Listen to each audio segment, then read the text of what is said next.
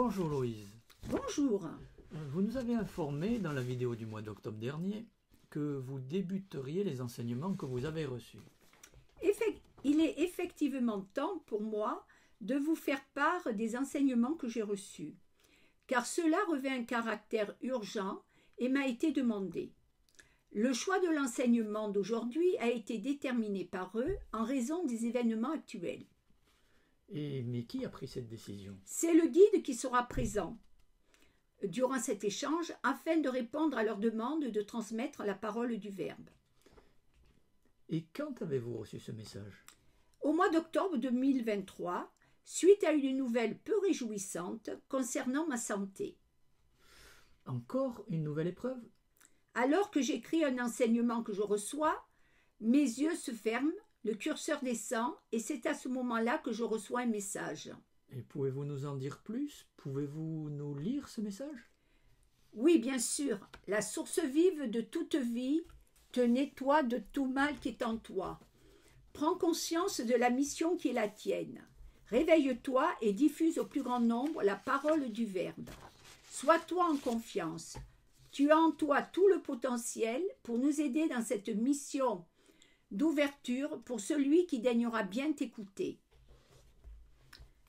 Un quart d'heure après, je reçois un appel téléphonique du médecin me demandant de venir le consulter, ce que je fais.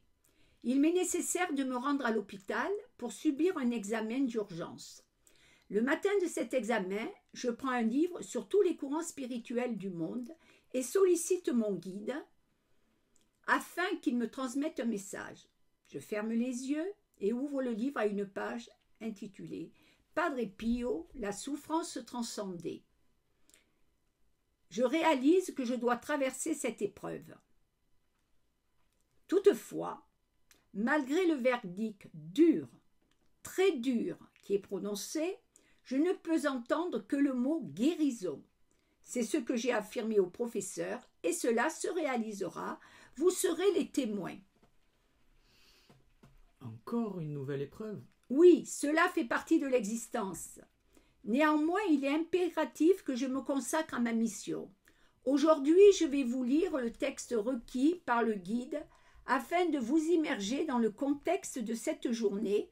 Par la suite, l'enseignement commencera en relation avec les propos du guide. Louise, je suis bien sûr à l'écoute de cet enseignement. Jeudi 24 octobre 2019. Je suis en visite avec un groupe de pèlerins à Yad Vashem. Nous devons visiter le mémorial de la Shoah à Jérusalem. Pour moi, ce fut une matinée étrange, empreinte d'une émotion palpable dans cette atmosphère, à la fois de vie et de mort, de tristesse et d'espérance. Et me voilà arrivé dans la dernière salle, et là, j'entends de la musique, je m'assieds, je ferme les yeux pour me laisser absorber par ces sons qui pénètrent chaque cellule de mon corps. J'ouvre les yeux et mon regard est captivé par un mur blanc sur lequel se trouve un grand clavier qui remplace un piano. Les touches sont des lettres que je regarde danser devant mes yeux. Et de là sort ce son qui vous saisit et vous emporte ailleurs. Cette mélodie déchirante et lumineuse et, soudain, une voix résonne. Plus jamais ça. Plus jamais ça. Je comprends. Je prends un carnet et un stylo dans mon sac et je reçois ce message. Là, assise parmi d'autres visiteurs, silencieux, dans ce silence sourd, lourd que j'ai rencontré tout au long de la visite. Comment peut-on appeler cela visite? Tout est incompréhension, abomination, souffrance, déchirure. Ce silence, c'est quoi? Du respect ou la honte d'être un humain? Comment les hommes peuvent-ils être pris d'une telle folie meurtrière envers d'autres hommes, pour finir par tout perdre, hélas. L'histoire se répète. Que faut-il pour que nous comprenions enfin? Louise, s'il vous plaît, pouvez-vous nous donner la teneur de ce message prophétique? Oui, mais avant, je tiens à rappeler un passage de la Bible, Isaïe, chapitre 26, verset 56-5. « Je leur donnerai dans ma maison et dans mes murs un monument et un nom, Yad Vashem, qui ne s'effacera jamais. » Jérusalem, le jeudi 24 octobre 2019, 12h30. Plus jamais ça. Il vous est si facile de prononcer ces paroles, mais vous ne changez rien. Regardez votre indifférence face à tous ces événements que vous vivez actuellement sur votre si belle planète Terre, que vous détruisez à petit feu par avidité. Là aussi, on entend beaucoup de paroles des bien-pensants, mais les actes ne suivent pas. Réveillez vos consciences à l'amour, c'est de là que tout découle. Ouvrez les yeux sur votre monde et regardez en face la réalité de vos vies. Si vous ne faites rien, esclaves vous serez. Vous connaîtrez le pire. Ce sera plus puissant encore, plus machiavélique que ce que l'homme a déjà connu. Je vous le dis, préparez-vous dès maintenant à changer au quotidien dans vos relations à l'autre, aux autres. Changez vos pensées, vos paroles et vos actes en positif. Sortez enfin de l'obscurité dans laquelle vous vous enfoncez de plus en plus. Sortez de cet égoïsme, de cette jalousie et de l'envie qui vous conduisent à la haine. Ayez du respect pour tout ce qui vit. Sortez de vos jugements sur l'autre, sur les autres. Chaque être est précieux aux yeux de l'univers, aux yeux de celui que vous nommez Dieu. Si vous voulez que vos enfants vivent dans la paix et l'amour, alors commencez à mettre en place le travail personnel de la libération de votre être. Car nous ne serons, un jour, plus là pour vous aider. Si vous ne faites pas l'effort d'entendre et de mettre en pratique ce que l'on vous dit depuis des siècles, sourds que vous êtes, tout est entre vos mains. À vous de réagir si vous voulez vous sauver, avant que l'ombre ne vous envahisse définitivement. Alors activez l'amour en vous, afin que la lumière devienne plus forte, et vous libère du joug de cette invasion terrible et sournoise qui règne actuellement sur votre terre et sur vous. Prenez-en bien conscience avant qu'il ne soit trop tard. Réagissez, révoltez-vous face à cette obscurité qui vous envahit. Devenez les chevaliers de la lumière. Combattez avec la plus puissante des armes, l'amour. Alors l'obscurité s'effacera devant la lumière de l'amour. À vous maintenant de comprendre que vous êtes les maîtres de votre destin, la vie ou la mort. À vous de choisir l'ombre ou la lumière. Paix, lumière, amour. Louise, quel beau message que vous avez reçu là. Mais qu'est-ce qu'on pourrait dire à ce sujet? Vous voyez, en partant de ce texte, on peut en tirer les enseignements suivants. Je veux dire qu'il est primordial d'ouvrir sa conscience à l'amour. Puis laissez-vous guider par elle, qui est pure lumière. C'est elle qui vous guidera parmi tous ces labyrinthes que l'ombre dresse autour de vous. Il faut bien comprendre que l'amour est l'arme la plus puissante pour ne pas continuer à répéter ses folies. Pour cette raison, et pour vous, prenez le temps de penser par vous-même et ne faites pas vôtres les pensées, les raisonnements de l'autre et des autres. Regardez autour de vous, puis en vous, que voyez-vous? De la fraternité ou un désert? Du chacun pour soi ou de la solidarité? De l'ombre ou de la lumière? Vous avez le droit de penser avant toute décision. C'est un droit fondamental dont personne ne peut vous priver, car il se trouve inscrit dans la loi de la matrice mère. Libre arbitre veut dire que tu seras responsable de tes actes, car tu as le choix de tes décisions. Alors utilise-le. Deviens responsable de tes actes et non des actes des autres. Et surtout, ne te cache pas derrière eux afin de te justifier. Car tout sera juste le jour du grand tribunal, dont votre âme sera le juge. Combien de guerres et de massacres auraient pu être évités si la raison l'avait emporté? Et qu'est-ce que vous pouvez nous préciser encore à ce sujet? Quand vous réaliserez vraiment que la Shoah est abomination, la noirceur absolue, et que le seul remède à la folie de l'homme, c'est l'amour.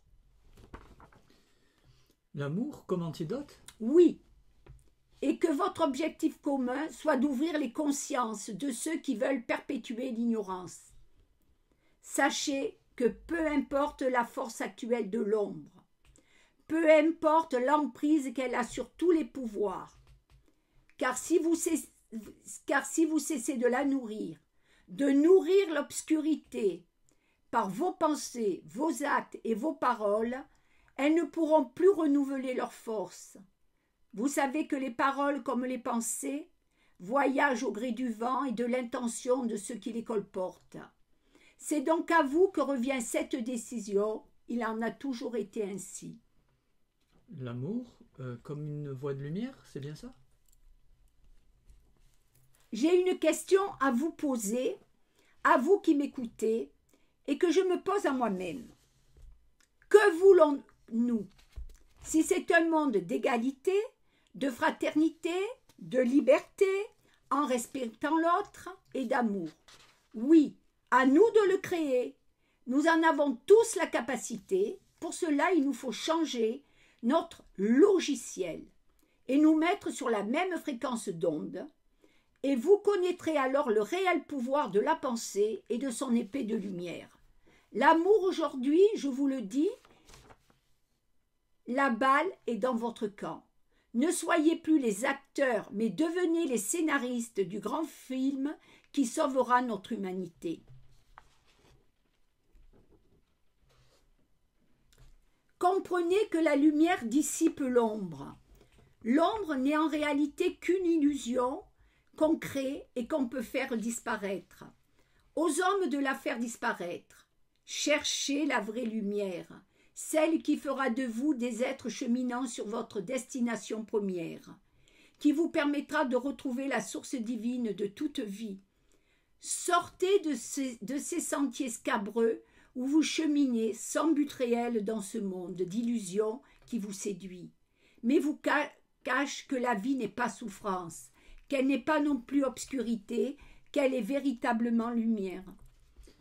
Louise, mais qu'entendez-vous par lumière?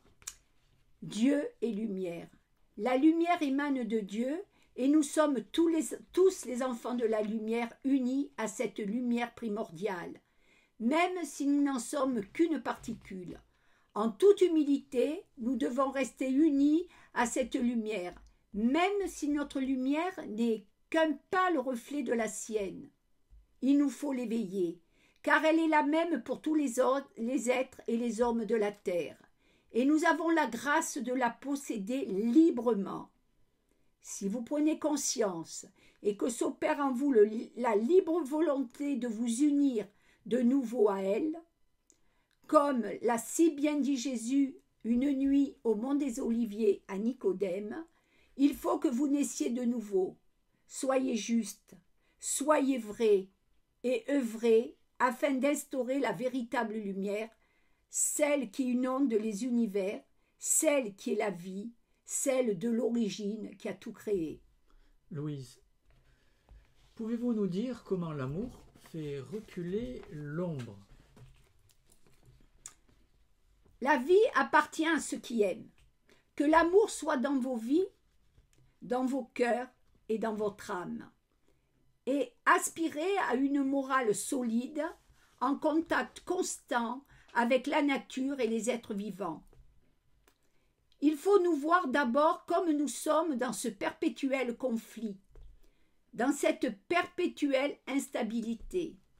Et seulement quand nous serons assez humbles pour constater simplement cet état en nous, nous apaiserons suffisamment nos émotions pour ouvrir les portes aux pensées naissantes de notre esprit. Ainsi, petit à petit, notre voie se tracera dans l'amour, la lumière et la sagesse. Comprenez que son amour est si grand que vous ne pouvez même pas l'entrevoir. Il vous consumerait. Soyez à l'écoute de votre « je suis », votre âme, pour entrevoir pleinement la vérité de votre être et l'aimer. Louise, pouvez-vous nous dire comment aimer? Comment aimer celui qui nous veut du mal? Comment lui renvoyer du bien?